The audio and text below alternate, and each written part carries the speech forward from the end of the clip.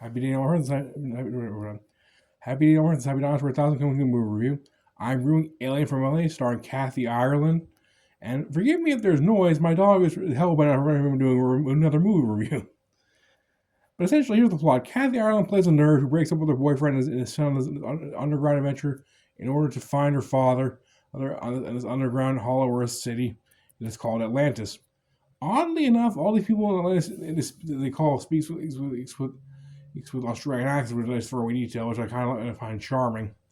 But overall, this is just a sci-fi schlock you see from like Roger Corman, winner of Golden Globes, which is actually the Golden Globes film. But essentially, my main problem with the movie isn't how fake Geek Girl is, but technically that's part of the main problem. But the main problem is essentially the script. Essentially, they call her a nerd, but she's not a nerd. Just have to act like Earl from Ninja Turtles for a little bit. But essentially, she does nothing nerd. She doesn't play tabletop RPGs. She doesn't read sci-fi fantasy novels. She doesn't play video games. She does none of that stuff. All she does is talk with the people who always wear glasses. That's how nerd she is.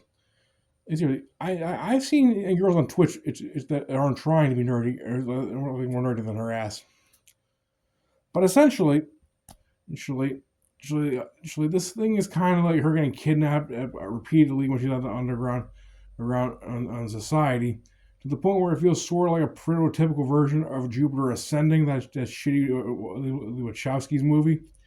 We like a precursor to that, to the point where I'm just kind of like, this movie is entertaining to some extent, but I'm just kind of, and just like, it's very, very lazy written, and I'm just kind of like, you could do a better job of this. Like, the buildup is terrible. It's boring as hell. Once they get to the underground city, it's interesting. But aside from that, I'd say it's just rather they're a boring time.